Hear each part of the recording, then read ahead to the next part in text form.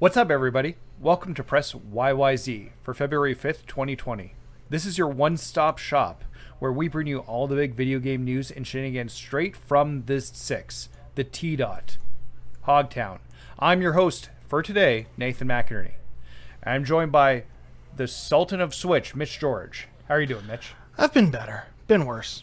I am also joined by AJ Frazier, who's got his head in the clouds, and this might be his last episode. Pineapple belongs on pizza! So definitely his last episode. Bye. We're going to be dealing with that in a bit. We've got the film baby, Alex Bellant. How are you doing, Alex? What's up, guys? I'm doing pretty well. Very tired, but I'm happy to be here. We got Cozy Bear, the French Connection, Alex Cozina. I'm just going to say it. Die Hard, third best Christmas movie. Okay, it's Cozy's last podcast, too. Well, that when we do our top 10 Christmas movies, it's going to rank. That's awesome. And as I introduced myself earlier, the self-appointed head of HR for Press YYZ, Nathan McInerney. So but quickly before we get into the news and talk about what's going on, I want to hear what you guys have been playing. Mitch, what have you been doing? So I went out over the weekend. For those of you in Canada, you are likely aware of the PC Optimum loyalty program. So luckily, one of my local Shoppers Drug Marts has video games. They had a promotion where you could redeem X number of points, and it was worth more than the number of points you were redeeming. I think it was like, redeem $50, it's worth $65. So I figured I'd go out and buy myself a new game. I just want to point out, for those living in Quebec, you may know Shoppers Drug Mart under the name Pharmaprix. That is correct. Thank you. Oh, I didn't know that. Yeah, I know a lot about the various Weston brands, but we can talk about that offline. So I went and picked up Control because we talked about it a couple weeks ago as a group. Alex had a blast with it, and I couldn't put it down.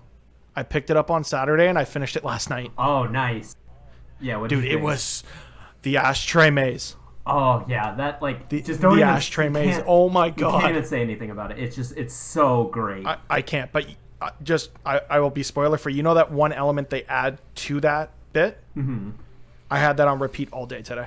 Yeah, that makes sense. Oh my God, it's such a good game. Yeah, that's like genuinely one of my favorite moments in any game. You feel like a badass, which is exactly how I wanted to feel for 90% of that game, and I didn't. So I did really enjoy it. There were there are moments that make you wish the game could have been more than it was. There are a lot of weird technical glitches. Like every time you pause and unpause the menu, it will stutter for a good 3 or 4 seconds. But overall, I couldn't put it down. That game is something special. It makes me really want to go back and play Alan Wake and Quantum Break. I mean, you may get a chance because with the way that they've announced their DLC plan, there may be... we know there's additional story content, so who knows what's going to pop up in that DLC package. And now it's something I'm definitely considering picking up the DLC. Yeah, me too. So the other game that I picked up this week, it was a birthday gift from my fiance. And you might think this is because she thinks I'm fat, but it's because I think I'm fat, and that is Ring Fit Adventure for the Switch. And honestly, it kicks your ass. Like that game is it holds nothing back. I'm a bigger fellow, and it is a legitimate like head to toe full body workout. It's tough. What is the game actually like? Because I'm very unfamiliar with it. I just know I know the accessory that you get with it, but what is like the actual game like? Sure. So there's a few different modes. There is like a story or an adventure mode. There's like a quick workout mode, and there's a mini game mode. So the mini games are what you would think. It's just various exercises that make you do something in the game. The quick sets are just a set of exercises meant to target a specific area, and the adventure mode is actually really interesting in that you play a character that unknowingly unleashes an evil bodybuilder into the world, and then along with your companion Ring, who is in fact a ring, you are tasked with trying to thwart evil in the form of exercises, and those exercises you need to perform the exercises to it. The actual battles of the game are sort of RPG-esque, where you pick your move, and your moves are the exercises, and then you complete a certain number of them as a set, and that causes damage to your opponent. It's really, really interesting. It's got that Nintendo quirk. It feels a lot like Nintendo back in the Wii days where they were just making weird stuff just for the sake of it. And I'm definitely going to stick with it, regardless of how much it kills me. I want to say, this game has really surprised me in terms of how much traction it's managed to gain since its launch. I think we all looked at it and we're like, okay, here's another cool, like, crazy tinkerer, toy maker, Nintendo project that probably, you know, won't do all that well, but will probably satisfy certain numbers and certain books somewhere off the waters. And yet, it's really earned a lot of acclaim and apparently has been selling well too. Yeah, they only had a couple of copies left at the Best Buy that I went to pick it up, and I can definitely see where that charm comes from, and it does harken back to when Nintendo was just doing weird general consumer experiences like Wii Fit, Wii Sports, and things like that. So that's why for me it really does make me reminisce a bit for that Wii era Nintendo, and it definitely fits that bill. So when are we getting Ring and Smash? Oh, it better happen. If we don't get Ring or the villain as part of Fighter Pass 2, I'm going to riot. If we get another Fire Emblem character before we get Ring Fit, Adventure, Person, or whatever to go alongside the Wii Fit trainer, then... And that actually takes me really nicely into the next thing I wanted to do, and that was to apologize to you, AJ.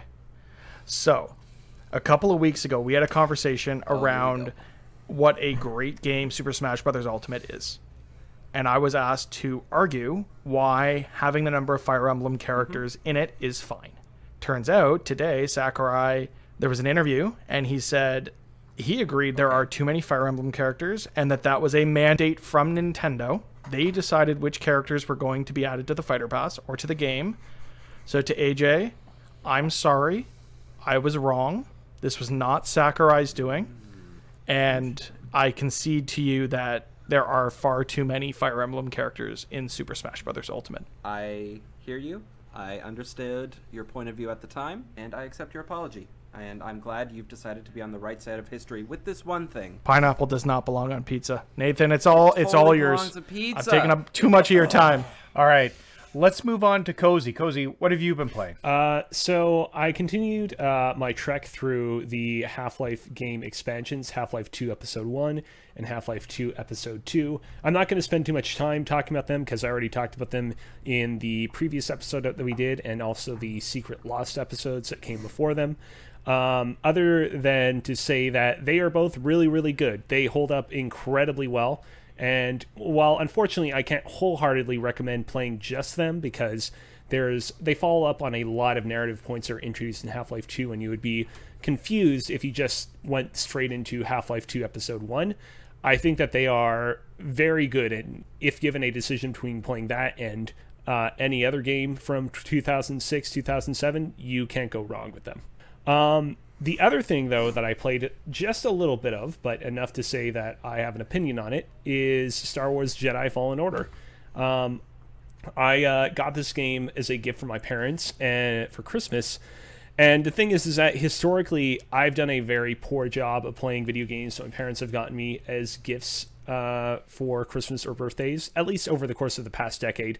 The one game that comes to mind is they got me the Wonderful 101 back when that originally came out a couple years prior, which is kind of timely that I bring that up considering Platinum Games recently launched the Kickstarter for that.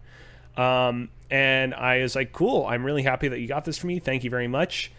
And then it sat in my shelf for 2 years. And then finally, I picked it up. I went and I played through itself. And I'm like, sorry, hold on. I picked it up, went, played through its first level, and I was like, there's some interesting ideas that are going on here, but I don't know that I quite love it that much. So yeah, that I wanted to make a point of getting around to Star Wars Jedi Fallen Order a lot sooner this time. And so I did, maybe only about a month or so after Christmas. But what I've been enjoying thus far is pretty good. It gets you in the action a lot quicker than I was expecting. And there are a fair few, even in like the opening hour, like an excessive amount of slides.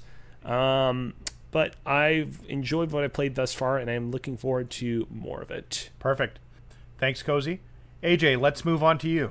what have you been playing? Well, I've been, in my personal life, kind of nursing a cold since last week, the last time we recorded. So, I haven't felt up to really playing too much other than, the quick round here and there of Smash. I continue to like Ike at the moment, but I might bounce back and forth between Ike, Wario. Those are still my kind of like go-to characters right now. But also today I ended up finding myself down this weird YouTube metal song cover rabbit hole. And I'm not that interested in the modern popular music that you'll hear on like every single radio station that everybody loves. Not to be that guy necessarily. I'm a bit more of a metalhead, but it started with a metal cover. I'm forgetting the lady's name right now, but she did a very good cover of that "Toss a Coin to Your Witcher." That's kind of where I started, and I ended at a different song, a cover of Billie Eilish's "Bad Guy" by a band called Anchor, Ankor. And it's really good. So if anybody's interested in that sort of stuff, you should probably check it out. So just for reference there, the cover you were speaking of Toss a Coin to Your Witcher is by Violet Orlandi, Orlandi. Thank you very much. You're welcome. I didn't want to look it up myself. I appreciate you, Mitch. Well, that's a nice change of pace. This is so nice, so warm and fuzzy. Alex, what have you been playing? Well, like last week, I've been playing Hollow Knight. It's been my game of choice on the bus / subway because my commute to school is about 2 hours every day, there and back, so it's about 4 hours in total, so I have a lot of time to kill. And so, yeah. I remember those days. Yeah, it sucks. But yeah, I've been playing through more Hollow Knight. It gets a little frustrating just trying to figure out where you're supposed to go. Like, I feel like this is what I've heard about a lot of Metroidvanias, where it's like you kind of reach that wall of like, I feel like I've gone everywhere except for this one particular path that like is the way to go to get to the next thing, to be able to unlock more of the other paths that I can't go to yet.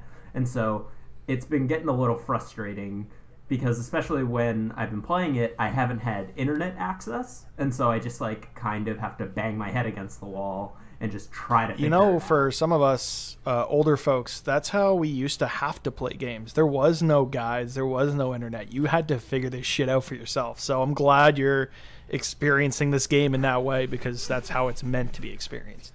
It says the 8-year-old to the 5-year-old. I just turned 28. Like, that's not young. So as the 38-year-old here... Sorry. Thank you. Oh, an 11-year-old. Nope, definitely it's fun to play without guides. Axiom Verge, which is a similar style Metroidvania game to Hollow Knight, I had it a month before launch, and there was no internet help whatsoever on it because I had it pre-release. And literally, I spent hours and hours combing through walls trying to find all the secrets. I got 95% complete without any guides, so I was pretty happy with that. Wow. Yeah, so I've been enjoying that, and I'm going to continue trying to get through it because I really want to try to finish these games that I bought on Switch that I just started and just never finished. And so I'm trying to get my money's worth out of them. I'm with you. My Switch backlog is it's not fair, the games I've neglected in there. Yeah, for sure. But the other game that I managed to play, because I don't really have a lot of time to sit down at either my computer or my PlayStation and play a game. But Saturday, I kind of, after I finished editing the first podcast, actually, I decided to give myself some time. And after watching Batman v Superman, I was really in the mood to get like more of that Batman feel, and so I decided to play through again. This is a replay of Batman The Enemy Within, which is the second Telltale season, and it is awesome. It is such an interesting interpretation of some of these characters, especially the Joker, especially Harley Quinn. Like, I feel like they do really interesting things with these versions of these characters, and it's for as much as I love the Arkham games, I don't really feel like you got to feel like the world's greatest detective, where I feel like that's something that these Telltale games managed to really capture well. So, as someone who played through the first season as a Batman fan and as a Platinum Trophy whore, there wasn't a lot that held me to that experience that made me want to go out and buy the second season. So, in your opinion, is there a is there a marketable improvement to the way that they're telling that story where I really should go out and pick this game up? Oh, for sure. I genuinely think, because this was the last, besides The Walking Dead, this was the last season of Telltale game before they closed down. And this was like, they just had a new engine, so the game runs remarkably better already. And I feel like the storytelling in this particular season is a lot better. Like, I think, especially the last, I'm not going to spoil it, but the last episode, I played through it a different way, and it's a different episode. Like, I literally felt like it was a whole different experience where, as you know, replaying a Telltale game, they're relatively the same. Like, the choices, it's kind of the illusion of choice versus like actual choice. But in the season 2 of Batman, it genuinely, like, your choices did matter to some extent. Cool. And so I would say it's definitely worth playing. I played through the first season of this game back at the end of last year, I believe in November. I kind of felt that the way that season ended, I could definitely see, okay, this thread and that thread will probably be theoretically expanded on in a sequel, but it kind of felt like a kind of closed and done case. Would you say that, like, season 2, you're playing through it and you're like, oh, okay, this feels like a really necessary conclusion to season 1, or is it more like, well, there's a lot of money to be made here, so let's do the best with what we can? I would say it's kind of a yes and no. Like, I feel like it's not exactly necessary, but the story that they tell, specifically with the thread that they started with Joker, or John Doe, as he's referred to in season 1, I feel like where it ends is worth going through, and the end of season 2 feels more definitive than the first season. Like, I'm okay that there's never going to be another season of the Batman Telltale games. Cool. Yeah, I think it's definitely worth checking out, and it's not like a huge time sink either, so I would say it's definitely worth it. All right. Thank you, Alex. For me, I've been going through a few things. Number 1, I've 100% in Mario Maker 2's story mode. I guess it's story mode. The castle's built. I've done everything in that game, played every level. Yeah, the 100 Nintendo created levels, right? Yes, the good thing about that game. Oh, shit. We could have a conversation offline about that, but I kind of agree with you. Oh, interesting. Yeah. Secondarily, I picked up Injustice 2 on sale on the PSN before the sale finished. So I'm going through the story mode in that, loving it. I played Injustice 1 years and years ago, I think when it was free on PS Plus. So I love NetherRealm's storytelling. So, and they do a really good job, especially probably the best out of any fighting game company out there. And we'll probably be talking a bit about that later in another segment. So I don't want to go too far down that rabbit hole, but it's a good time. I'm just really behind on getting to it. That's okay, as long as you're getting to it, because that story is phenomenal. Yeah, it's one of the best DC stories that I've played, or that I've definitely played, but it's definitely one of the best DC stories that I've seen on screen. Experienced. That's the word. I got you, dude. I did post a review for, I'm going to say this wrong because it's Japanese, Sekio Shooting Stars Alpha, which is a collection of 6 shoot-'em-ups back from mostly the early 90s, including, wait, I have it pulled up here so that I don't quote them wrong, Strikers 1945, 1, 2, and 3, Dragon Blaze, Soul Divide, and Zero Gunner 2. So, and they're all old school shoot 'em ups that are, for the most part, vertically, so you can actually spin the Switch sideways and play it vertically instead of horizontally. Now, Nathan, if people wanted to check out that review, where would they go? They go to ps4blog.net. There you can find all my reviews, along with everybody else's. I mean, this is all for pimping our own stuff, so we might as well. Yeah. No, I appreciate that. Yeah, if you're not making moves, you're standing still. And a little hint, I just got the code for Sekio Shooting Stars Bravo today. So, which is another 6. So, I'm looking forward to that. And next week, I might be able to talk about the game Throw Anything, because I got my review code for that too. So, I'm going to be jumping into VR and throwing things. at zombies. So, oh, and before I forget, because I've been watching a little bit of TV this week, I saw the endings for BoJack Horseman and The Good Place, as both No spoilers. As both series have finished, and all I can say is they are probably two of the best endings for a show I've ever seen. That's high praise. I don't mind if you spoil the end of The Good Place for me because I don't watch it, but my mom does, so be mindful of my mom, all right? She might watch this. I feel like I would get along with your mom because I'm also going through the last season of The Good Place, so please no spoilers. No spoilers. Very good.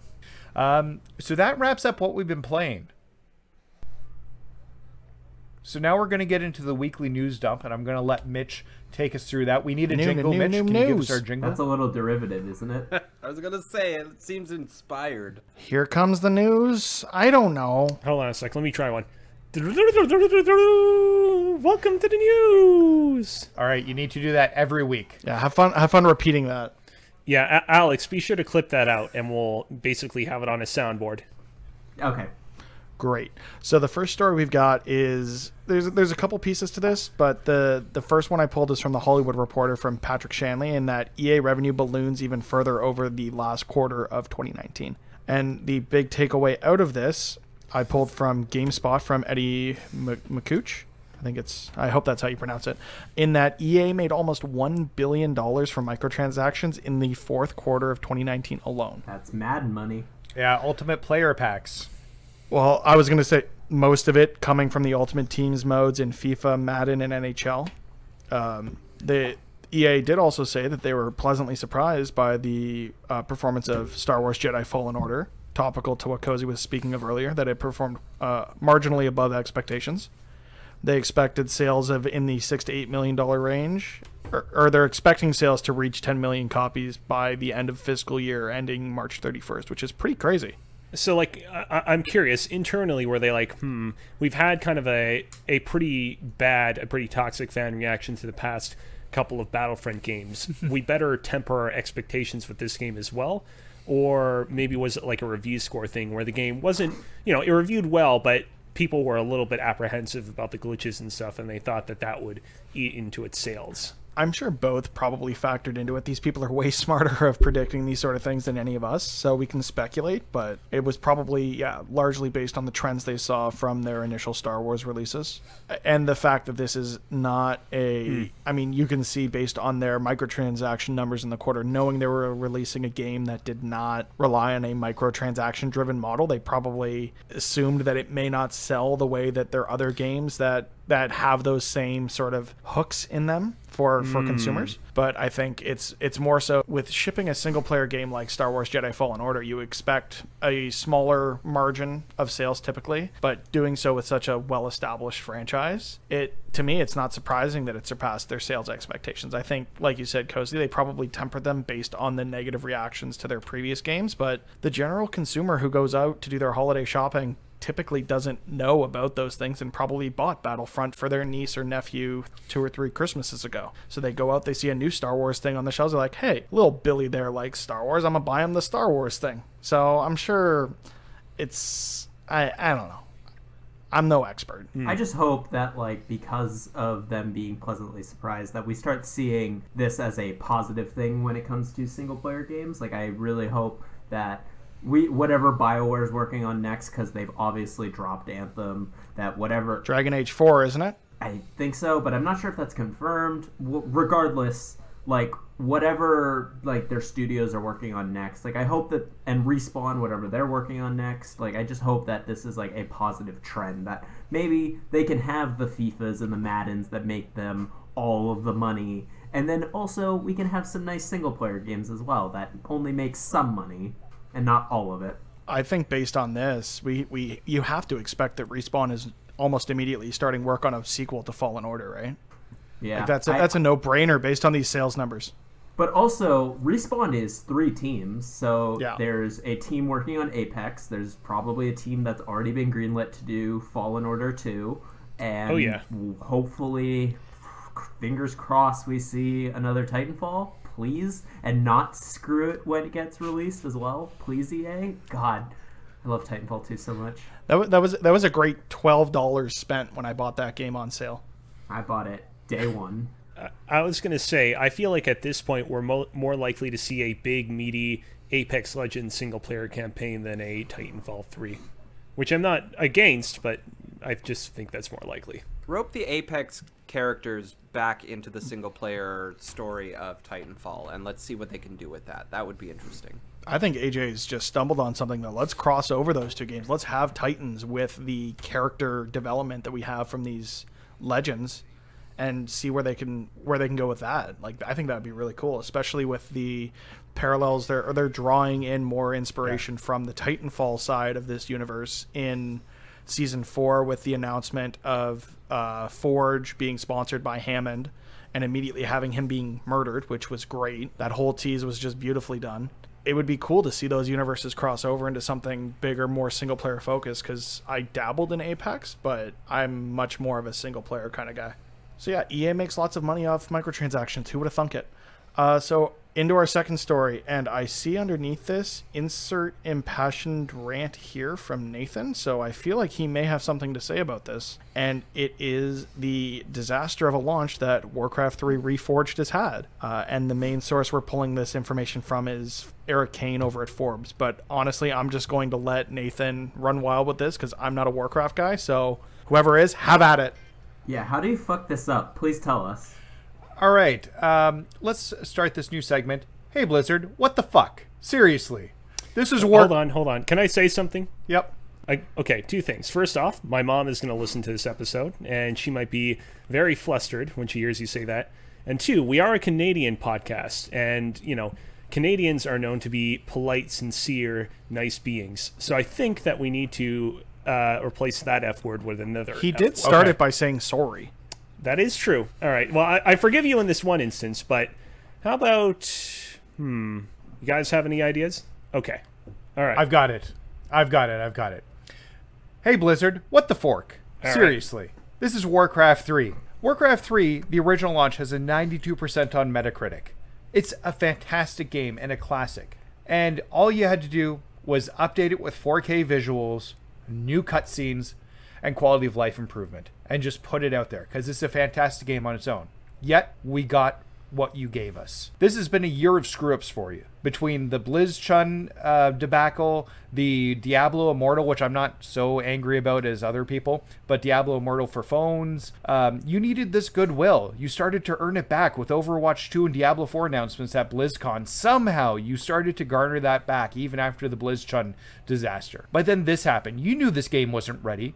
This game wasn't ready to be released, and you knew that. You knew this wasn't what you represented to people for what they were going to get. Sorry, so catch me up. They just released a broken-ass game? It's functional, but it's missing pieces. It doesn't have the cutscenes. So they specifically showed what the new cutscenes will look like, and the new cutscenes do not look like that from what they showed 2 years ago. It's the upgrade in the worst possible ways. So it's so bad that at this point, and at least Blizzard is doing this, but they've started doing automatic refunds for people who've bought it. But it's actually replaced. You can't buy the original Warcraft 3 from them anymore. You have to get this new Reforged version. So, and they're saying stuff's going to come and they're going to patch it, but this wasn't ready. This shouldn't have been released. They should have looked at it and said, we need to take some more time, and sent one of those big letters out that we've been seeing for the past few weeks, apologizing to us for needing to delay things because things aren't ready to go. And that's what Blizzard should have done here. I mean, maybe it's a point that they need to be looking externally, maybe bring in some seasoned industry veterans who really know what it means to launch a well-made product. Honestly, I don't think this is Blizzard. I think this is the Activision portion of it. That's unfortunate. This is such a fall from grace for Blizzard. Like, they were known as like the studio that would, whenever they released a product, it was a banger. And even like things like Warcraft Classic, when they did that, like World of Warcraft Classic, like that was apparently supposed to be really, really well received. And so it's kind of crazy that like this is such a fall from grace. Also, just quick note, my favorite thing about this is that they said any mods that are made with Warcraft 3 Reforged are owned by Blizzard, because you can tell how salty they were about Dota. And there are some countries where you can't even opt out of the end user license agreement, where it's just you are agreeing to that in perpetuity just by playing the game. Yeah. But I wouldn't call this the fall from grace, because Diablo 3 came out and was absolutely, like, that was a train wreck launch too. So it's not like This is But they fixed that, though. And then also released Overwatch after that. Sorry, I didn't mean to interrupt. No, it's okay. I'm sure they're going to fix this over time, but this is they are showing a bit of a pattern of releasing broken games, which is unfortunate to see. So I have 2 questions. My first question is, over the course of doing projects for the YouTube channel that I write for, Gamers, youtube.com/GVMERS, plug. One thing that I often find is that whenever a beloved franchise is on the verge of releasing a release that proves controversial in some fashion or another, people can usually see it beforehand. In preview events, it doesn't look so hot. The developers are saying things that upset people or that ruffle them the wrong way. Were there any signs ahead of Reforged's man, I can't speak today. Release. You're looking for the word release. Well, it wasn't the release part. It was the S part at the end of Forged. Anyways, were there any signs ahead of its release that indicated that not all was well? I don't think there were any signs, but there was no review copies. Everybody got the review copies the day the game came out, which is usually a telltale sign that they know it's not good. It's not always the case, though. It's not always the case, but it's usually a pretty good thing. At the end of the day, these guys have mock reviews which go through and review the games, and they're old school writers from the video game industry who actually review the game, so they'll have an understanding of the reception that it's going to receive critically. And so they should have had an idea of where they'd be sitting with it. I mean, I do agree with you there, but if I wouldn't really look too deeply into it if the studio has a history of doing this. We know historically Bethesda does not send out review copies anymore. So if I don't have reviews for a Bethesda game before launch, I'm not as concerned as I would be, say, if Warcraft held back reviews, or in the case of earlier this year, Dragon Ball Z Kakarot, they also didn't get review copies ahead of time, and that came out to a lukewarm reception, I would call it. So I totally agree with you on there. Absolutely. I think Bethesda has backtracked on that review situation. They've been starting to give reviews again. But anyways, really? But there was a point where I know Dan Stapleton had to write an editorial for IGN about them not getting review copies ahead of time. Anyways. Okay. And the second thing is, so, over the past decade or so, real-time strategy games have definitely fallen a lot more in popularity. Traditional RTSs in the way that we know them, like, Blizzard and the like, they still exist, but they definitely are not quite what they once were. We do see, games like League of Legends, which are kind of like a derivative offshoot of the genre, still continue to go on very strong. But it's kind of unusual that we see something like Reforged make its way onto the market. Do you think that this game bombing is going to have an adverse effect on the genre as a whole, kind of health in the coming years? Or do you think that this is I guess as somebody who's a little bit more into that ecosystem, is this more something equivalent to World of Warcraft, the recent version of that they released, where it's this is this is more for the fans. This is not something that's designed to inspire a resurgence within the MMO genre. I think it's a little of both. Will it affect how RTSs are looked at? I don't know. I guess we'll see. EA's been keen to kill it with their mobile versions of Command and Conquer that they released. We'll see what happens. In terms of the release, it's dedicated to, it is for people who played it. I hate playing games on PC now. I've grown out of it. As I've realized that console is the best way to play games. But I would have been willing to sit down in front of my computer like a nerd and play Warcraft 3 again. So, I would have gone back to play it, but not until they fix it. I mean, I think you're forgetting about the wonderful RTS that we're expecting, I think, later this year in Gears Tactics. Come on. Show it some love, guys. Yeah, I'm very much looking forward to an XCOM-style Gears game. Yeah, XCOM was awesome. Absolutely. That XCOM was awesome, and Gears is such a good fit with the cover mechanics and everything. Good fit for turn-based tactical strategy. All right, Nathan, you've got that all out of your system? Yeah, for now. For now. Okay. So our last story for the week is actually a couple of stories. One breaking just before we've recorded this podcast, and that people are leaving the places where they work. So earlier this week, it was reported that Dan Houser is departing Rockstar Games. This coming from GamesIndustry.biz and Rebecca Valentine. as many of us know, Dan Houser had taken a year-long sabbatical away from Rockstar, and just earlier this week they announced that he's stepping away from the company after that break. Any thoughts? This is crazy because no, like, just because Rockstar has been so. I mean, it is the Houser brothers. I don't remember who the other brother's name is, but like they've been consistent. Yeah, like they've been a part of every single Rockstar game, and like things like Red Dead and Bully and like all of these games are them. Like it's their voice, and so like all the Grand Theft Autos are co-written by them, and so I'm really curious to see what is gonna happen to Grand Theft Auto 6.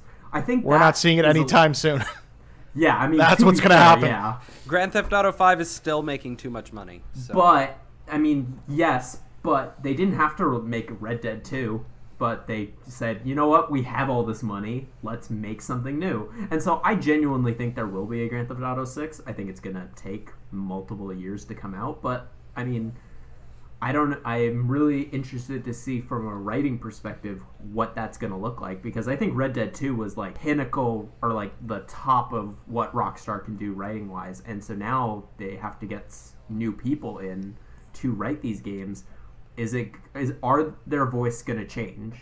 I mean, it's going to have to, but like, how drastically is that voice going to be? It's going to be interesting to see what happens to Rockstar over the next few years, because like we tend to not hear anything from them for years until they realize they have something new to come out with, right? And since we just got Red Dead 2, I wouldn't expect anything from them for a while. That being said, now are we going to wait another 5 years for something, another 6? Like, we don't know. And that's kind of worrisome because they have been such a staple of the industry to see who is one. I mean, with all of the reports that came out of the studio of the crunch around GTA 5 and Red Dead 2, and with the Houser brothers kind of being at the center of a lot of that controversy, it kind of makes sense to want to step away, but to step away to this extent is not something that I anticipated. So I'm not convinced that we won't see Grand Theft Auto 6 in the next year or two.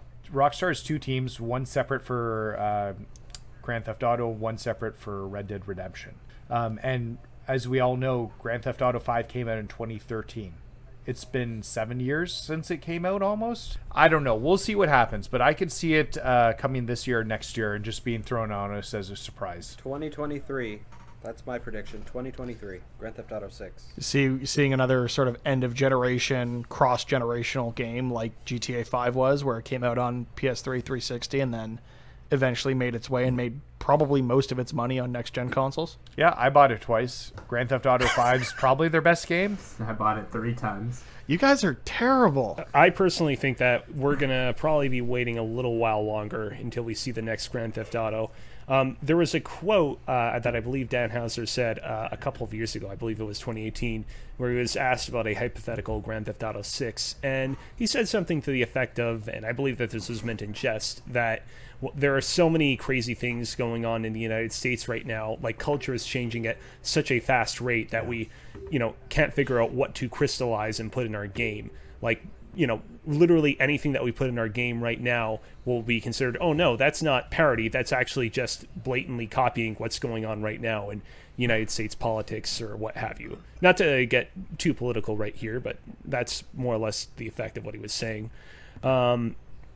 And I think that while, the Grand Theft Auto games are traditionally excellent games, they're masterpieces, they also are not perfectly, utterly stable productions. They have had their, share of hard times here and there. And I think that, like, I can't see a world in which next year or even the year after we get Grand Theft Auto 6 that soon. I think that those games are going to be, if they are incubating right now, I'd have to imagine that a lot of time and resources are being spent to kind of figure out how to get them to work. And I feel like Dan's departure from the company won't bode well for them coming out in a timely manner. But we will see. So to add to your point earlier, Alex, Take-Two, when reached for comment, did not elaborate any further on Dan's departure, but did note that Sam Houser's role at the studio had not changed.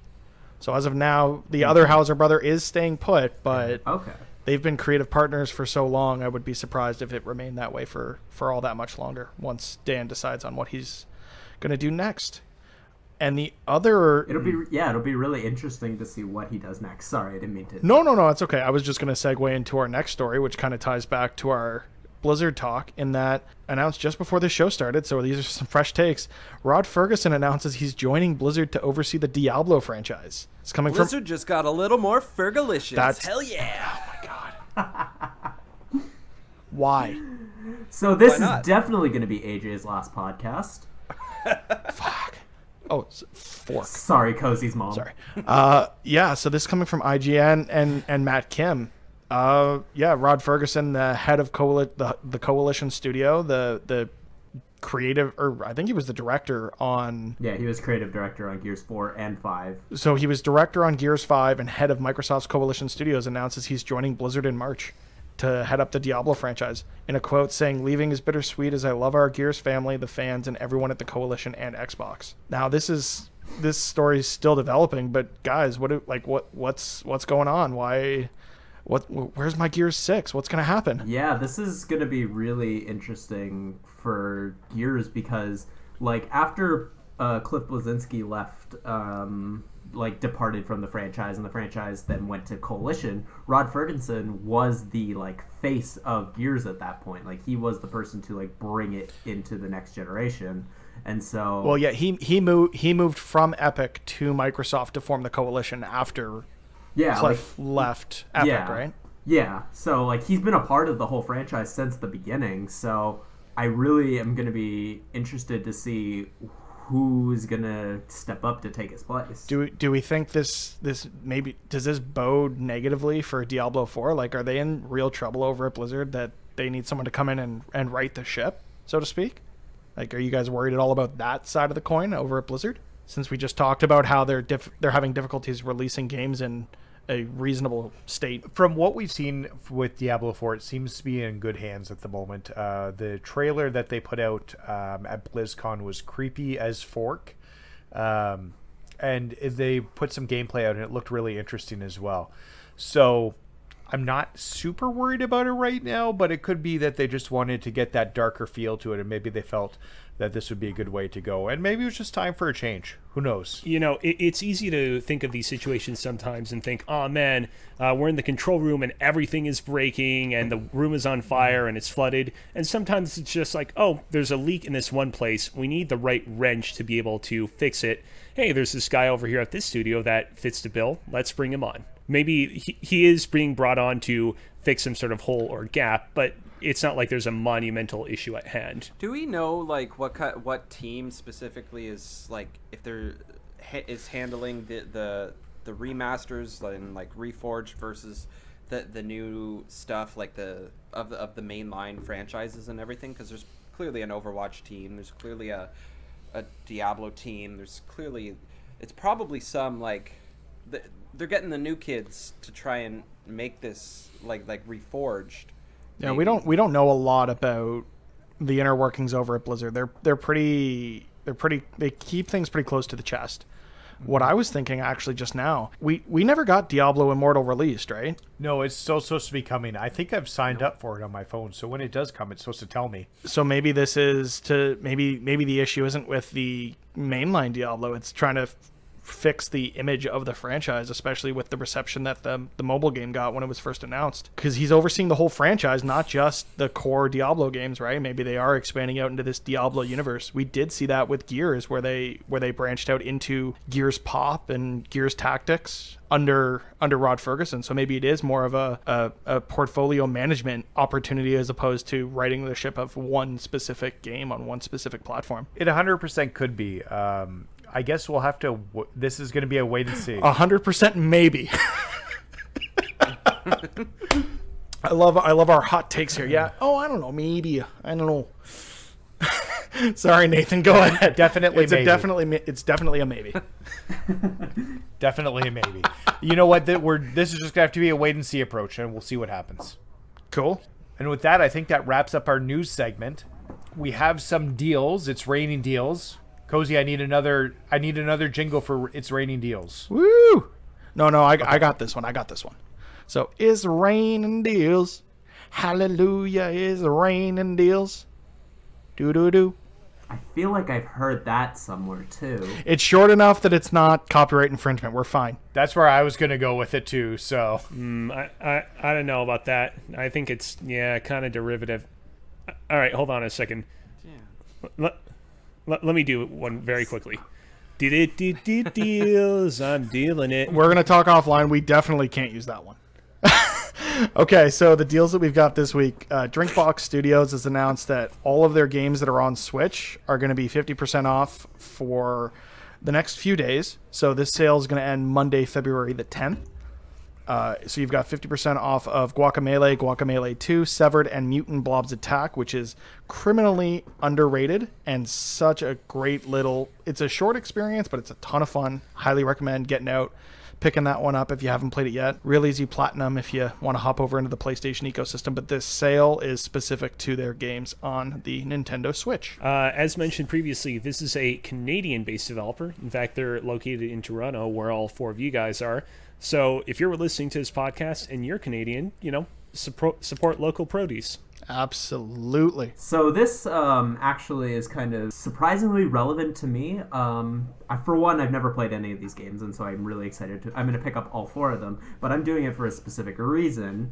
I'm doing it for a very specific reason, and it's because when I met... I recommended them to you last week. Well, there is that, but let me finish. When I met both Mitch and Cozy, we met at the CNE there was a gaming garage thing that was happening, and the developers were there at Drinkbox. I think they were the founders of Drinkbox, and they were there to talk about like their experience. They were there with Kind of Funny, talking about their experiences as developers in Toronto and what it means to be a indie game developer and all that. And from there, I've been really inspired by that. And as a film student, like, I'm going to continue to just hammer on, because if I say it enough, then somebody might believe me. But eventually you won't be a student anymore. You know that, right? Yeah, I know. I don't know what I'm going to do when that happens. But so in my second year, so in like 6 months, we have to do a documentary. And one of my ideas was to do it on Drinkbox Studios. And so I kind of have to do my homework if I want to even think about approaching them. Because I feel like it'd be really weird if I was just like, hey, I want to interview your studio. I've never played any of your games, but, So yeah, I'm going to... You're going to have a blast. Those games are phenomenal. All four of them. Very much looking forward to it. And so that's a little bit of an insight of what I've been thinking about with this. And so, yeah, I'll let you know very soon about my thoughts on probably all four of these games. Are you going to play them in the order of release? So Mutant Blobs Attack, Guacamelee, Severed, Guacamelee 2? Or I feel like that would be appropriate, but I'm not sure. Because I know, like, honestly, Guacamelee and Guacamelee 2 are kind of the ones that appeal to me the most. So I might start with Guacamelee, but I'm undecided. Yeah, I'd say both of the games that are not Guacamelee would make a nice sort of palate cleanser to split up that experience. Just because to play Guacamelee and Guacamelee 2 back to back, you probably want to take a break there to sort of reset with a totally different experience. And with both Guacamelee games being Metroidvanias, Severed being an RPG, and Mutant Blobs being, I don't know if you want to call that an action platformer. I don't know. You're going to have a blast. I'm looking forward to hearing your thoughts on upcoming shows. So the second deal that is raining down on all of us is over on the PlayStation Network, and that is the Critics' Choice sale. So starting, I think it was today, February 5th, and running through February the 18th, you could save up to 50% on some of the best games to have come out relatively recently on the Switch. So I'm quickly just looking through the list. You can get 50% off A Plague Tale: Innocence, Assassin's Creed Odyssey is deeply discounted, Astrobot, Blood and Truth is half off. I'm probably going to pick that one up. Concrete Genie, Control's on sale. What else we got here? Days Gone, if you're interested in playing 70 hours of motorcycle riding. Devil May Cry is deeply discounted. Far Cry 5, if you haven't gotten to that yet. The criminally underrated Marvel vs. Capcom Infinite is deeply, deeply discounted. And if you can't tell that's a joke, it's something. Marvel Spider-Man, both the Game of the Year edition and the individual DLC. So if you have the standard edition, go pick up that DLC. It's great value, and if you don't, please pick up the whole game because it's one of the best games I've ever played. And this is my deal segment, so I get to say what I want. Cozy, I know you want to say something. No, I just had just one thing, which is that the Deus Ex games are currently pretty heavily discounted. I believe that Deus Ex Mankind Divided is $4.49. That's another Canadian-made game. It was made by Eidos Montreal here in Montreal, and trust me when I say that game is well worth $4.49. I think you may be looking at the American prices, so Canadian may differ, but yeah, I think these are all in U.S. dollars. So convert it into your currency of choice, and this sale is, I believe, just on the U.S. PlayStation, so North American markets.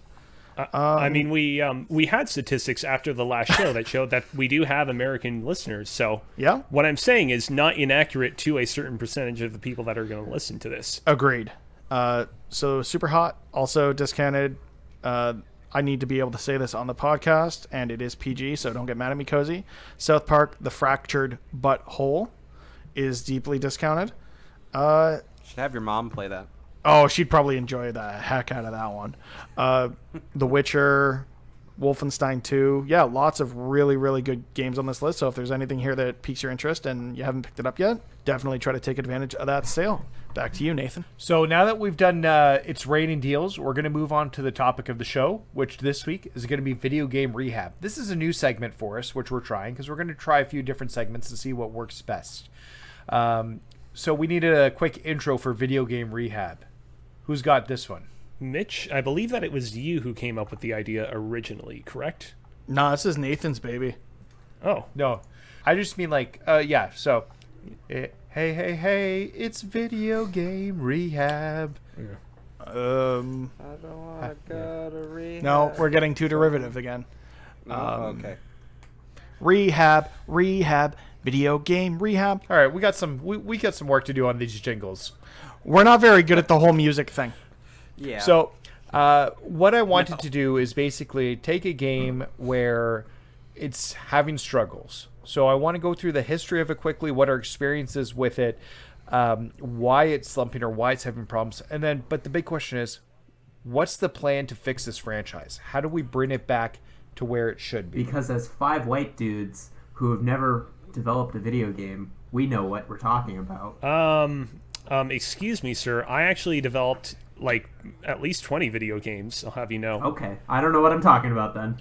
I have absolutely developed crappy little mobile games to learn how to develop on iOS and Android. So I will take what you said and go cry in a corner eventually. Anyway, so let's just go around the microphones and just talk about what our experience with Street Fighter is, just to set the playing field and where everybody sits.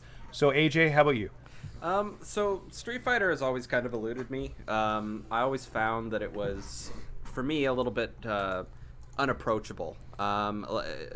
Control-wise, the level of precision that was required, it's not friendly to people who have not played before. I much preferred something more along the lines of Mortal Kombat. As a teenager, I got really into Dead or Alive 4. Big into Soul Calibur, especially Soul Calibur 2 on the GameCube with Link. That was great. And then, of course, Super Smash Brothers. Which isn't really a fighting game, but anyways. Ooh, controversial. Tomato. You want to fight about it? Alex, how about you? Okay, so I'm very much in the same boat. I have very little experience with Street Fighter. I've played very little bit of 2, a match or 2 as Ryu. But for the most part, my main experience with Street Fighter is I do have Street Fighter 4 Ultra, I think is what it's called, on PC. Which, means that there was no one playing it because nobody plays fighting games on PC. But I would just, a bunch of my friends got it on sale and we played it, a whole bunch. And so I don't have that much experience with Street Fighter as a whole. I am also in the same boat of, I kind of prefer, Mortal Kombat and Injustice and any of the NetherRealm fighting games.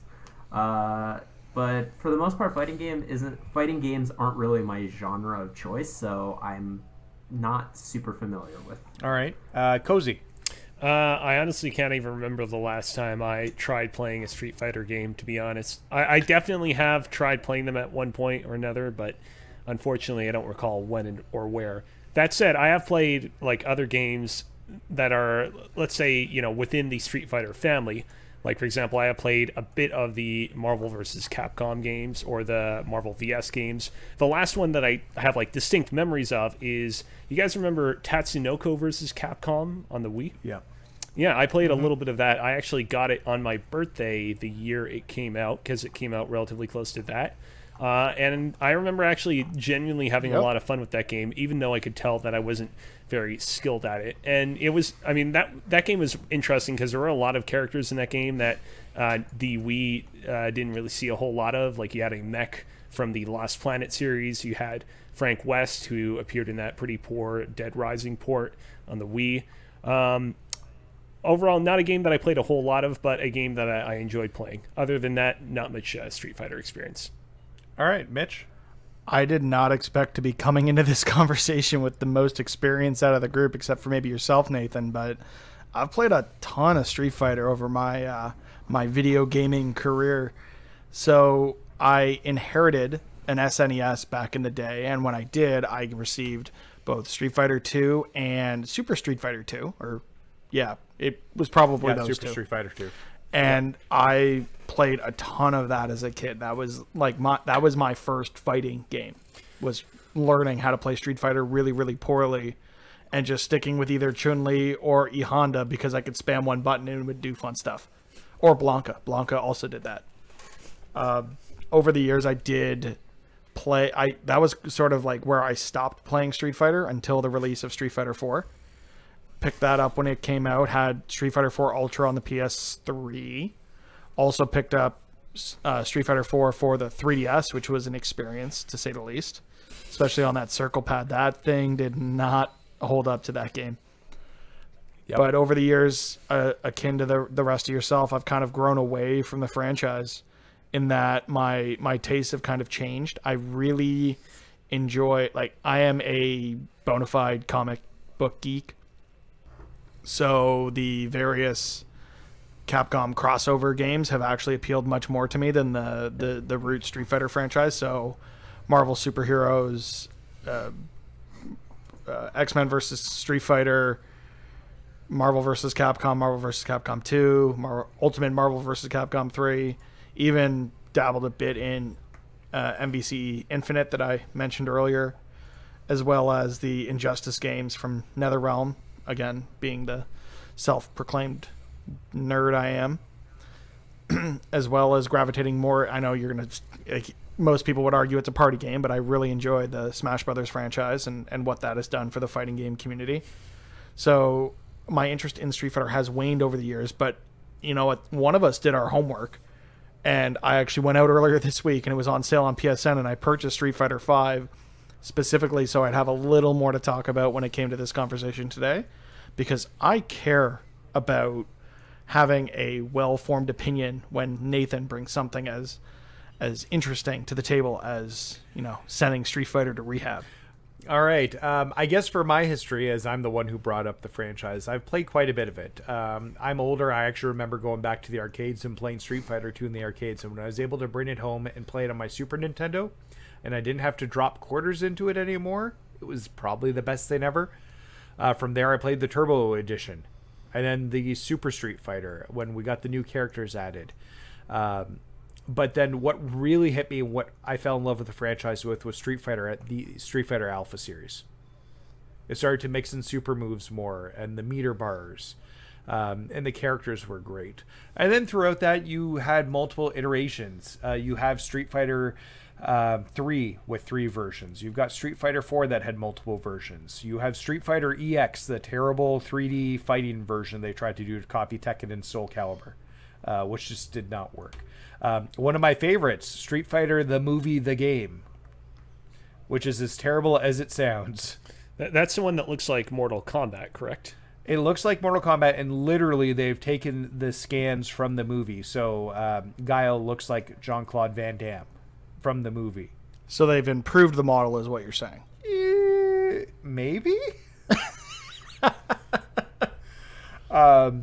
So it's got a long lineage, but in recent years, Street Fighter has started to wane. Street Fighter V, when it came out, was a PlayStation 4 exclusive. As well, it was on Steam as well. But it struggled when it came out. This is back before Capcom had the resurgence. I think that really started with Resident Evil 7 when people started to buy back into what Capcom was doing. But it came out, it didn't have an arcade mode, it didn't have a story mode, it was very bare bones when it launched. And I think a lot of the enthusiasm for the series was starting to wane at that point. At the same time, too, they've adopted, just like every other fighting game, season passes for fighters, and they're slowly releasing fighters as they come out. They've done multiple seasons of fighters. They've done an arcade mode, which is where they added the arcade in. And Mitch, you were telling me that you had to go and download that separately last night, right? Yeah, it's at least on PlayStation, was an 8.1 gigabyte download to download the single player. So when I opened the game and wanted to play single player, that first thing that I always do when I open a fighting game, other than, learn the basics of whatever's changed from the previous game, I couldn't even do that without an 8 gig download. What the fork? So we've seen a slump in the series. Street Fighter V has not sold what it needed to sell, and Capcom, I don't have the numbers in front of me, but I know on earnings reports, Street Fighter V has not done the numbers that they wanted to do. And right now they're trying to fix it with a new Championship Edition, which is coming out, which basically I think it's going to be 30 Canadian or 35 Canadian, but it's going to bundle in Street Fighter V with all of the characters, the DLC, and the costumes that have released up to this point, with the exception of the Capcom Pro Tournament stuff. Yeah, and I really wish I'd known that before I bought the base game on Monday. But now I know what I'm talking about. Right, Nathan? Yes. Well, you got some practicing with me the other night, which was fun.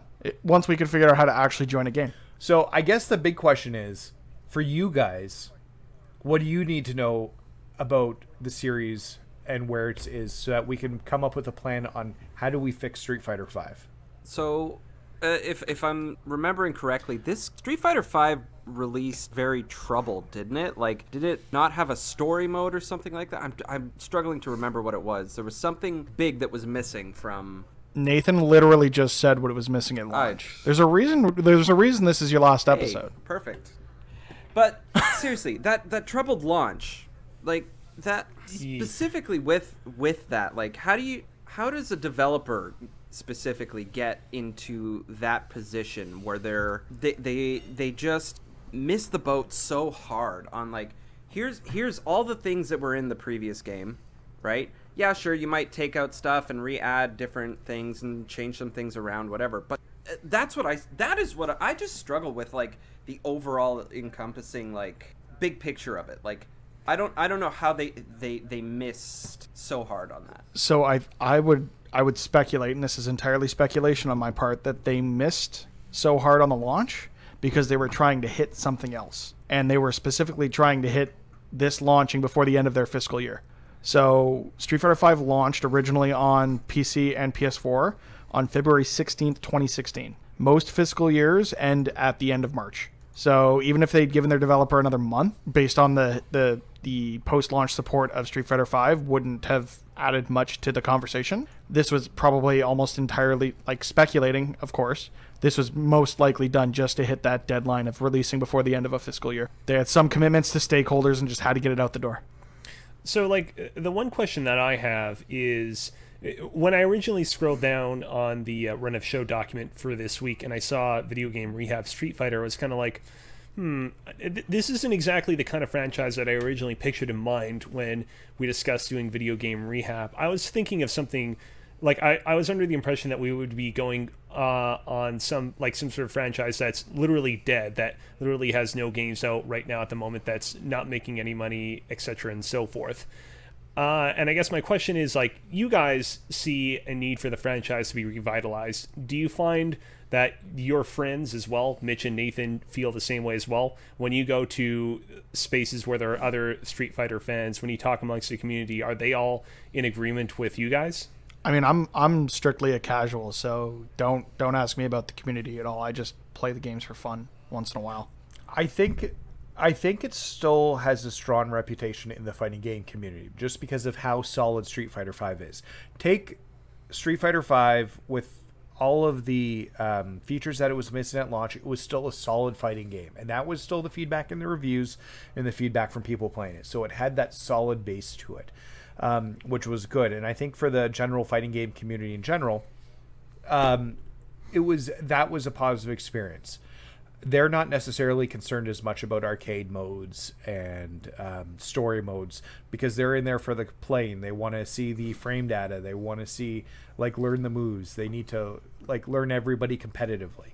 But I think when you're talking to a general person, especially with the reviews like that, Street Fighter has a name and a cachet when you're talking about it because it's just such a storied franchise over the years. How many iterations have it been? I think up until recently with Smash Ultimate, Street Fighter II was the #1 selling fighting game of all time. It just passed that. But Street Fighter V has not hit those depths in any way, shape, or fashion at this point. And they're trying to turn it around now, but we'll see what happens. So I have a suggestion, but just before I make it, Alex, did you have anything that you wanted to say? Because I noticed the four of us have been talking for a while, and I didn't want you to feel like you were left out in the cold. Oh, well, I appreciate that. I guess as somebody who is kind of on the outside looking in, one point that I feel like should be made up or brought up, at least just a little bit, because this is just like my knowledge of Street Fighter V and some of the problems, is it was really weird that it was a PS4 and PC exclusive. Do you think that had anything to do with, like, its poor reception when it came out? Like, I'm just kind of spitballing here. In terms of reviews, I don't think that would have made a difference. But I do think it would have left people in the dark, just like other exclusives have had trouble with. I'm thinking the Tomb Raider, the second Tomb Raider game that was an Xbox exclusive. Rise of the Tomb Raider? Okay. Yeah. Yeah. So I think that's going to hurt your sales numbers a little bit. That being said, Xbox Rise probably of the- represented a minuscule amount of actual sales for them. Maybe minuscule is not quite the right number, but a lower amount of sales. So I don't know how much that affected, but definitely being a console exclusive has its pros and its cons. Okay, fair enough. Yeah, that's kind of what I've got, because I want to ask, like, what are the things that you would, like, when you're saying that Street Fighter V was lacking, what does that mean in terms of, like, in comparison to other, like, in comparison to Street Fighter 4, like, what does it mean to be lacking in content or lacking in depth, as you said? Slightly on that point there, before we get too into the weeds on it, in a similar vein, if you think about, you know, other game franchises and stuff like that, what the issues are ultimately going to boil down to, and we mentioned it here, was, hey, people at the top making decisions, and we just want to rush it out the door, and that's kind of like the Blizzard stuff and whatnot. So we're never going to be able to solve that problem, but if we wanted to, I think it might be a little more constructive if we think of, if we wanted to make Street Fighter V be a good game again, how would and I would make the argument at this point that Street Fighter V is probably a good game now. It's got a lot of content, and they've managed to add it over the past years. That's fair. I'm thinking more when we come to Street Fighter 6. What does Street Fighter 6 look like? How do we fix this? I glossed over this earlier. I didn't realize that this was actually a thing when I was messing through the menus of Street Fighter V. This game had this game had in-game ads, like sponsored content. Yeah. What?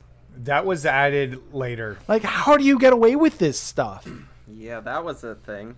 Especially when it's added in post-launch. Like, that's just an anti-consumer move all the way through. It doesn't make sense. I mean, it makes sense from the fact that they want to make more money, but, like, consumers don't want to see that shit being pushed, that sugar being pushed down at the... Sorry, Cozy, your mom's not going to like me very much. It's fine. You see that stuff be, like, forced down your throats in-game for, like, this whole the launch of this game and the way they've supported it post-launch, to me, has just looked like a money grab up until the announcement of the Champion Edition, Championship Edition? I don't know. Just Champion Edition. So until that point, like we were discussing last night, Nathan, if you were to buy all the content that's being included in that package separately, you're looking at north of $150 on this game, right? 100, which is just asinine for a single game. And I know there's other people that would argue, well, if you get the enjoyment out of it, like you would like a monthly subscription to a DCUO or a Warcraft or whatever, then fine, more power to you. But like as a fighting game, that seems a little steep.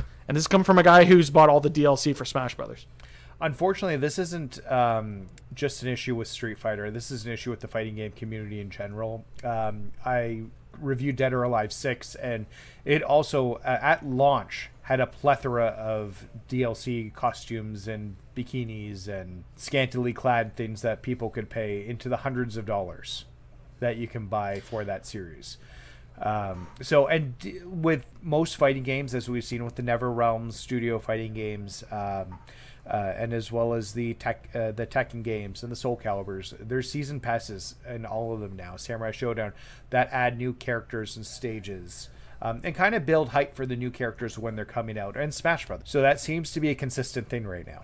Which I think is fair, but the other thing that you just touched on was bikinis in DOA 6. When did they start overly sexualizing all the characters in Street Fighter? Like, it's kind of ridiculous at this point. So I don't think that's a new thing. I think probably since Street Fighter 4, they've been more sexualized. I would make the argument that if Street Fighter 6 came out, that would probably be toned down. I think the looks of MK11 really toned down the TNA that was in it. You start to see more clothes and less exposed bosoms or cleavage. So in Mortal Kombat, I'm hoping that we could see that continue to migrate over. So I think we're all in agreement that like the pricing scheme stuff obviously is not helping with the Street Fighter situation right now, or probably a lot of other contemporary fighting games. The big question that I want to bring up is, does Street Fighter V have a problem in that it's appealing way too strongly to the hardcore, and does it need to figure out a way to bring in casual players as well?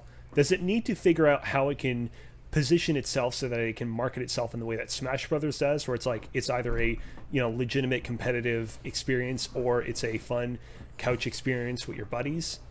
Or does it need to kind of stay the course that it's currently on and be like, no, we are just going to purely appeal to the hardcore competitive scene. That's going to be our niche, and that is best for us. Well, Cozy, that's why I'm glad we have you on, who's played very little, because I think this is a perfect question for you. As somebody who's not played a Street Fighter game, what would get you excited to play a Street Fighter game? Is there anything they could do from the outside of somebody who's just not really familiar with the series at all? Okay, so I'm actually glad that you brought that up, because I just recalled these are not Street Fighter games or Street Fighter adjacent games, but the only other major fighting game franchise that I played outside of Smash Brothers and Tatsunoko vs. Capcom were the Persona 4 Arena games. So it was Persona 4 Arena and Persona 4 Arena Ultimax. And those games did a lot to kind of get me in. One, obviously, I had played Persona 4 Golden just before I got into them, so obviously I wanted to see the story in them continue.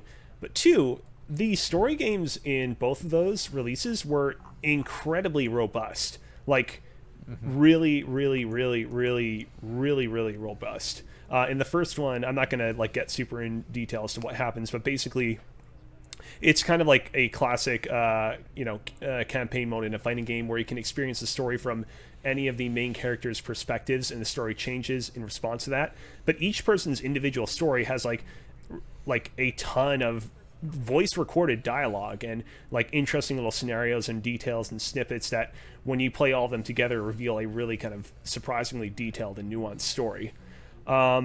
So there's that. The other thing too that I appreciated is that obviously the experience of playing Persona 4 Arena in terms of mechanics is very different from the Persona 4 RPGs, but Persona 4 Arena did do in the same way that, for example, in Super Smash Brothers, Samus Aran charges her charge beam in a similar fashion to the way she charges her charge beam in her native Metroid games, or Mario kind of jumps in the way that he jumps in Mario games, or Link kind of charges and shoots a bow and arrow or throws a bomb in the way that he does in the Zelda games. I feel like the Persona games, Arena games, did a good job of being like, okay, you're familiar with the idea of like having a energy meter that you use to launch special attacks of thunder and lightning and whatnot. Let's create a fighting game version of that. And so getting into it, I was already off the bat like, oh, okay, I can tell that the inputs to access these various powers is going to be a bit different than how it was in the RPGs, but I have a general understanding right off the bat of what it is that I need to do. So, as a big Persona fan, I loved Persona 4 Arena. It's actually a shame that it hasn't been ported over to PS4. I'm surprised that Ultimax never got a PS4 version of it, and that it was stuck on PS3. And they're developed by Arc System Works, who is one of the best in the fighting game industry, because they do I'm going to say it wrong, BlazBlue and the Guilty Gear series. Beautifully hand-drawn animation, great fighting systems. There's honestly one of the best fighting game developers out there in the industry. So they do really good work. But what you're saying is trying to tie it into a story, like make the story more engrossing for you. Like if you heard it had a better story with more voice acting stuff, would that help you out then? I would definitely say so. I think that the characters, I mean, one thing that the Street Fighter series has always done well is that the characters are kind of really appealing and instantly recognizable. But it feels like the instances in which they, appear in big headlining stories these days, like narratives, basically are kind of rare. It was not too long ago that I believe that the Street Fighter cartoon series appeared on streaming services. And I remember when that came out, people are like, oh shit, the Street Fighter cartoon series is available on streaming services. And like that, I watched a couple of episodes of that show. It's not a great show, but I kind of get why people were kind of excited when it showed up, because it's like, we don't get stories of like Guile and Ken and, company basically bumming around and doing fun stuff together like that all that often, at least. And mind you, I have not played a lot of the Street Fighter games, so I can't speak to that intimately, but at least that's my impression from the outside. Okay. AJ, how about you? In terms of approachability for me, for me, Street Fighter has always been kind of complicated with the controls. Like, anytime I used to go to the arcade and I try and play it, trying to land a simple, quarter circle back, whatever. It just gets complicated with the directions for me personally. When it comes to something like Dead or Alive or Soul Calibur, there's a fluidity between the button presses from going from one move to the other and continuing through a combo that just kind of clicked with me. So I'm not entirely sure how to take that into a solution necessarily, but for me, I've just always found the controls to be a little too unapproachable. All right. Alex? Yeah, I'll kind of agree with that, of like the approachability, and just like, I feel like Mortal Kombat and Injustice are much easier to, even just as somebody who just wants to button mash. Like, it feels like if I button mash in Mortal Kombat or Injustice, I feel like I could at least maybe have a chance. Where in Street Fighter, if you're going against somebody who even remotely knows what they're doing, they will fundamentally destroy you. And I guess it is the case in the other games as well. But it just feels, like Mortal Kombat and Injustice feel more approachable. Yeah, for sure. And I would also just say, for me personally, one of the biggest appeals, the reason why I buy Mortal Kombat, the reason why I buy Injustice, is because of the story mode. I don't really like playing games with other people, and so to have a reason to actually play those games besides just fighting the AIs, but like having like a story reason to do it, I think would be interesting. And I know almost nothing about the characters, and so having any reason to be able to get to learn about them would be great. Okay. Mitch, as somebody who's just recently started playing Street Fighter V as of yesterday, tell me what you think. Literally yesterday. So actually, I want to piggyback off the point Alex just made, and I did get a chance to play through, or I started to, when the story mode hadn't downloaded, to play through one of the character stories, which are sort of like, think of them like the equivalent of the of the single run playthrough you would do of a Smash Brothers character, and you get to the end, battle master hand, whatever, and it's all still image cutscenes. Like, give me fully rendered cutscenes. Give me a story. There's nothing there that keeps me engaged if there isn't some motion to it. Like, even if it wasn't in the game, give me a tie-in anime or something. Give me Castlevania on Netflix, but for Street Fighter. Why not? Like, there's so much backstory to these characters, and it's so convoluted that I have trouble following it, and I've played almost every game in the franchise, at least dabbled. I have a full list of things I would improve about this series, so if we want to get into that now, we can, but I just wanted to piggyback off that point that Alex made. Okay. I want to throw something out to you guys then. So we're looking at Street Fighter 6 probably as Champion Edition is coming out February 14th with everything included. It's kind of like the Game of the Year version with everything. There'll probably still be a little more DLC for it, but this is pretty much going to be the cap on the end of Street Fighter 5. It's coming out at a budget price point. So at that point, Capcom's going to start looking at Street Fighter 6. Now, the Capcom that released Street Fighter 5 back in 2016 is not the same Capcom we have today. They've made some shifts. I think we can all agree that they've done some tremendous work in terms of the Resident Evil franchise, the Monster Hunter world coming out. So what do they need to do? And I'm going to throw this out to you guys because we talked about... Oh, give me 2 seconds, Mitch. I want to throw this idea out first. So we talked about every fighting game had a season pass, has a season pass, multiple season passes. We've seen it with NetherRealm. We've seen it with Soul Calibur. We see it with DOA. We see it with Samurai Showdown. All of them have season passes. What if they adopted an Overwatch style model where new characters were free and the stages were free, but they charged for cosmetics, and they push that as their big, here's how we're changing the fighting game industry. So regardless, you buy the game, you're going to get that new character when it comes out. You may not get all the costumes and all the different looks for it, but regardless, you'll be on a level playing field to play with everybody else. Do you think that would cause reverberations in the gaming industry?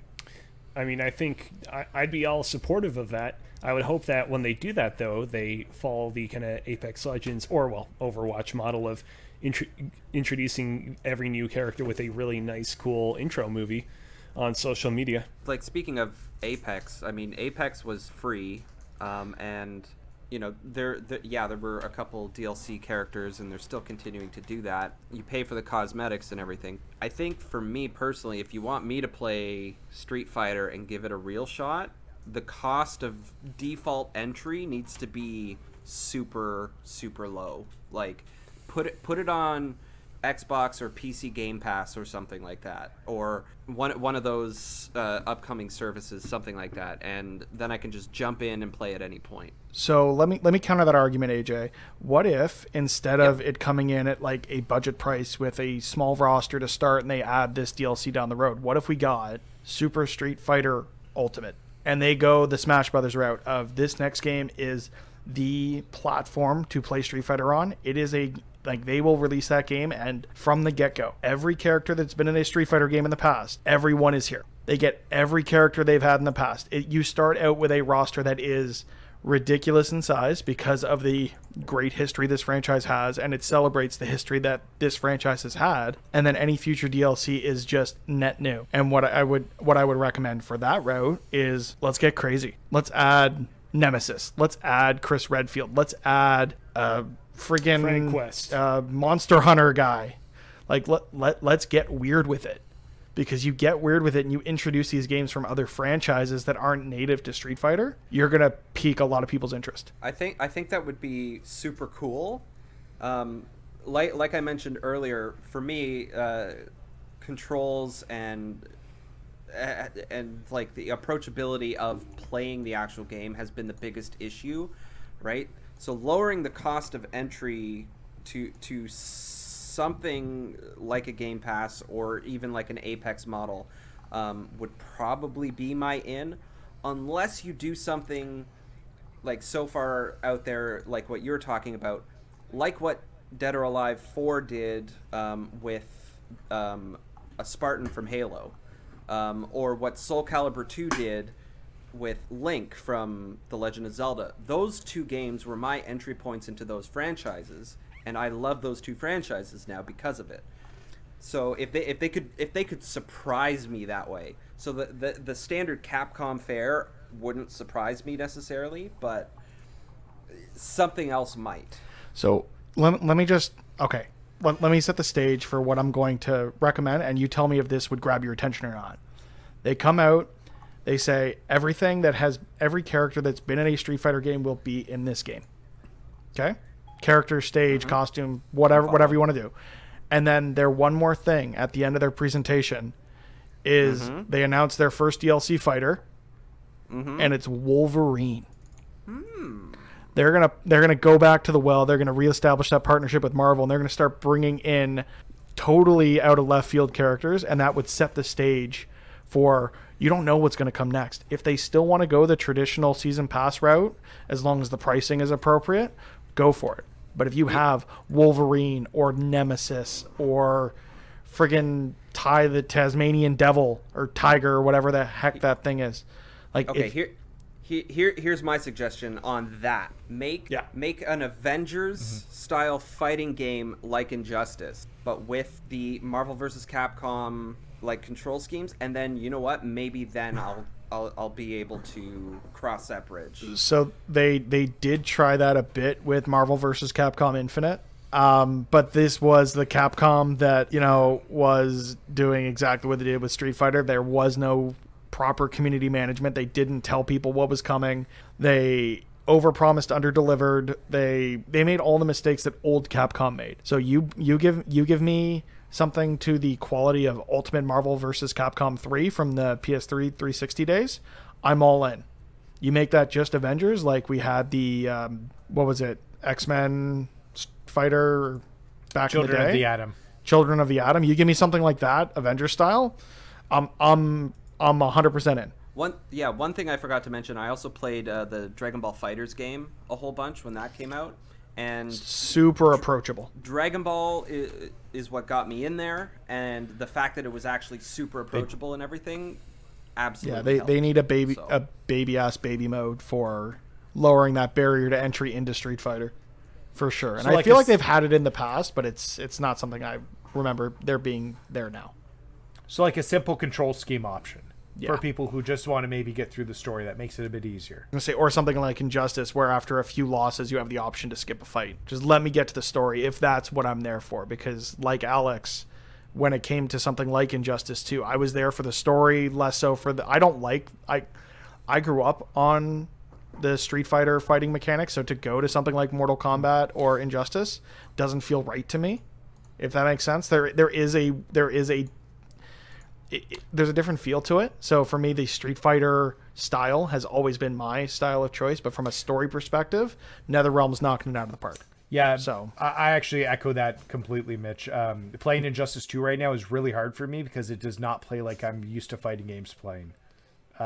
It's a struggle. As much as I love the story, I think NetherRealms excels there. Playing it does not seem nearly as fun, and I'm dying a lot because it's just not fun to play. What is that difference between Mortal Kombat and Street Fighter? Because as somebody, I haven't really experienced too much of Street Fighter, so I can't really tell what the big difference between them is. I think Street Fighter used a lot of quarter circle movements, which Mortal Kombat didn't. They did a lot of arrow movements back and forth in different directions. It was a 5-button control scheme for Mortal Kombat initially too, whereas Street Fighter had 6, 3 high, 3 punches, 3 kicks. So Mortal Kombat would just felt different. Yeah. So. Okay. Yeah. I echo that completely. So, Mitch, to go off of your earlier suggestion that they should announce, hey, everybody from Street Fighter history is back, and also Wolverine is heading into the game, do you think that they should consolidate their assets and basically be like, hey, from this point going forward, there are no more Capcom versus Marvel games, or no more Capcom VS games? It's just going to be Capcom VS or Street Fighter VS, and it all kind of falls under this one single fighting game umbrella? Or should they keep having kind of multiple franchises? I like the idea of consolidating it in one place. I mean, if you look at the Versus series of games have a very different style to the traditional Street Fighter games. Street Fighter is traditionally a 1v1. The Versus series has traditionally been a 2v2 or 3v3. So there are some marketable differences in terms of the system mechanics that it makes sense to keep those separate. But honestly, just throwing characters into a game that don't necessarily, like, part of the appeal to Smash Brothers to me is I don't know what I'm going to get next. Cloud was never on a Nintendo system before they introduced Cloud into the Wii U version of Smash Brothers. Actually, it's okay. Don't listen to what I'm about to say. I can bring up 13 examples where it was on Nintendo. It's fine. Don't listen to me. Really? Yeah. Before we don't have time. Right. We don't have time. Okay, we don't have time. okay. Cameos. But I mean, Snake, other than the GameCube game, like, there hasn't been a Metal Gear game on a Nintendo console. So like that element of surprise to me is something that appeals to me in the same way I'm sure some loot box mechanics would appeal to others. That sense of not knowing what's next is an endorphin rush for me. And I like when a studio goes through and follows through on a very well thought out DLC plan, Byleth excluded, if you're looking at the first season pass of Smash Brothers for the Switch. All right, so I think we're getting to a point where we've got a lot of good ideas, and I think we've talked about what we can do to fix that. I really like the idea of the guest characters and bringing in somebody like Wolverine that's maybe outside the universe. I know fighting games have been a lot more open to sharing their characters recently, as Akuma was in Tekken 7 from Street Fighter. You had the Street Fighter Cross Tekken series. Did we ever get Tekken Cross Street Fighter? We were supposed to, right? No, but it never came out. Yeah. No, that never came out. And then I'm going to make a mistake here, and I wish we had a Euron for this, but I believe Soul Calibur, one of the next characters that is introduced, is one of the characters from Samurai Showdown. I remember seeing that somewhere. Yeah, I think you're right there. So I think it's Soul Calibur, not Tekken. So I think that we could be on board to get this done and do that. I think at the same time, we're 100% right about fixing the story mode, creating more cinematics. I really liked Cozy's idea of the Overwatch style introductions for new characters when they're coming out, and really building more of an event about it. Because like even talking about Apex this week with the new character that's coming out, I don't even play Apex, and I checked out the trailers because they were so good and people were talking about them. So I think that could generate hype as well for it. So to confirm your point, Nathan, yes, the main antagonist of Samurai Showdown is being included in the next season pass for Soul Calibur 6. All right. Sorry, I just want to make one more point before we wrap this all up, and it's one that I sort of sprinkled throughout, but it's really pivotal for developers to talk to their community. Yeah. When Street Fighter V launched, Capcom essentially went radio silent until they were ready to fix the game. You need to, like, if you communicate to your community what your plans are for the game and what the roadmap looks like, they're much more receptive to you needing to pivot from that or make a change or whatever the case might be. That communication is very important. We didn't see that with with Street Fighter V. We did see that when it came to Resident Evil 7, Resident Evil 2, Monster Hunter World. So I'm hopeful that with any future iterations of the Street Fighter franchise that Capcom will have learned from those missteps and be much more communicative to their community. So rehab's a long process. We can't fix everything right away. I think Street Fighter needs more love. But hopefully, I'm sure we have people from Capcom listening to us today, of course. Yeah, why wouldn't they be? So hopefully they can take some of this and really integrate it into the next version. So, and if you know somebody from Capcom and you want to put this in their ears, go ahead. Go put it in their ears for them. Maybe don't, because maybe we don't want to sour that relationship before we get this podcast off the ground. Yeah, we're just going to immediately start making light of these really, really intricate corporate situations we have no idea about and be like, yeah, this is how you can fix it. So... okay, so we're going to wrap up the podcast then. So, Mitch, where can everybody find you? You can find me at Mr. Mitch George on Twitter, Instagram, and you can... Yeah, that's essentially where I live is Instagram and Twitter, so you can find me over there. All right, Cozy. You can find me on Twitter and on Instagram at Alex Kozina. You can also follow me on Twitch at twitch.tv/CozyBearLive.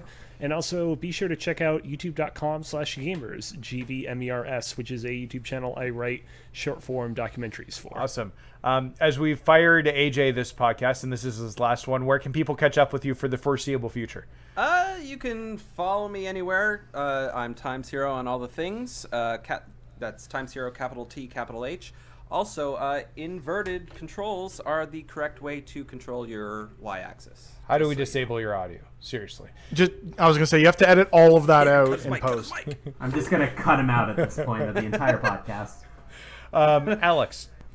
On Instagram, I am blatantly Alex, and on Twitter, I'm the same thing, but it's blatantly _Alex. And for the most part, I'm mostly on Instagram, but I tend to just retweet stuff on Twitter. I also just want to quickly say, if you've made it to the end of this show, thank you so much. We couldn't make something like this without the expectation people were actually going to listen to it. And the fact that we put the first podcast live and there was some positive reception in the small circles we shared it in, it really means a lot. And if you could, please subscribe wherever it is you get your podcast. Leave a review if you can. And it means the world to us. So thank you so much. I was just going to say, I had some of my friends sharing the podcast. So thank you to anybody who's sharing it and putting it out in the world as well. So also, for anyone that cares, the Raptors came back and won their game tonight, and I'm happy. Because that means a franchise record, 12 straight wins, baby. Ooh. Hell yeah. Good for them. Yeah, thank you so much for listening to us. If you have any feedback, tips, suggestions, ways that we can improve, feel free to share that with us as well on our social platforms. We're all looking to make this a bigger and better show, and we appreciate any help that we can get.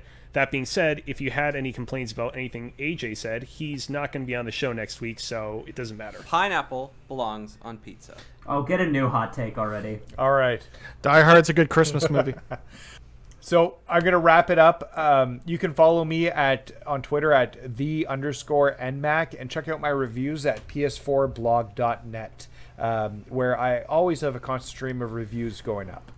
On that note, as always, have a good one, and thanks for playing. Bonjour. I'm not sure why I said that at the end. I should have said au revoir at the very least, because that would have actually made sense. Keep that part in.